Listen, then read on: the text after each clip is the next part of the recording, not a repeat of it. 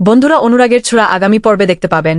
রাকেশ দীপাকে বলে, আমার মেয়ের হার্টের অপারেশন এর জন্য 15 লক্ষ টাকা লাগবে, সেই জন্য আমি এই কাজটা করে ফেলেছি। দীপা বলে, তোমার মেয়ের অপারেশন হবে, আর অপারেশন করবে ডক্টর সূর্য সেনগুপ্ত। এইদিকে সোনার ক্লাসমেট তাকে বলে, চলো আমি তোমাকে ড্রপ করে দিচ্ছি। তারপরে জিজ্ঞেস করে, তুমি আরিয়ানের সাথে ঘুরতে যাওনি? তখনই সোনা বলে, আই হেট আরিয়ান। ছেলেটা মনে মনে খুশি হয়ে যায়। তারপরে সোনাকে বলে, পাওয়াজি খেতে যা, তখন যাবে। এইদিকে দীপা রাকেশকে জিজ্ঞেস করে, তুমি কার কথায় কাজটা করেছ?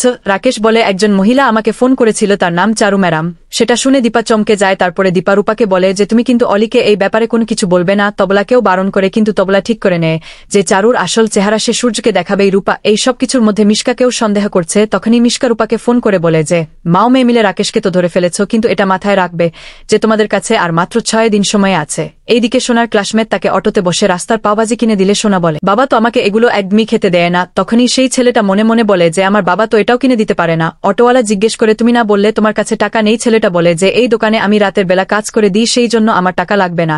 ছেলেটা সোনাকে কনভিন্স করে ফেলেছিল তার সাথে ঘুরতে যাওয়ার জন্য। সেই সময় মিশকা সোনাকে ফোন করে বলে যে, তোমার মাকে আমি তোমার বাড়িতে ঢুকতে দেখেছি, সেই জন্য ফোন করলাম। সোনা সবটা শুনে সেখান থেকে চলে যায়। এদিকে তবলা সূর্যকে বলে, দীপা আপনার কাছে কোনো সাহায্য চাইবে না, তবে আমার মনে হয় এইবার আপনি চারুকে শাস্তি দিয়ে দীপাকে নিজের জীবনে ফিরিয়ে আনুন। এদিকে চারুকে দীপা যখন জিজ্ঞেস করে, চারু পুরোটাই ডিনাই করে যায়। তখনই দীপা চারুকে একটা থাপ্পড় মেরে বলে যে, তুমি জানো ওই টাকাটা দিয়ে আমি জির চোখের অপারেশন করতাম, আর তোমার একটা ভুলের জন্য আজকে জির কত বড় ক্ষতি হয়ে গেল। কেন করলে আমার সঙ্গেটা চারু?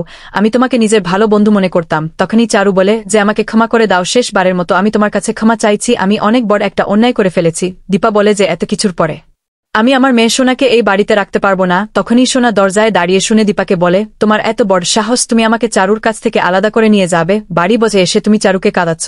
চারু তোমার মতো নয়, তুমি চলে যাও এখান থেকে। দীপা বলে যে, তোমার মা সবসময় তোমার ভালোটাই চেয়েছে। দীপা আর কথা না বাড়িয়ে সেখান থেকে বেরিয়ে যায়।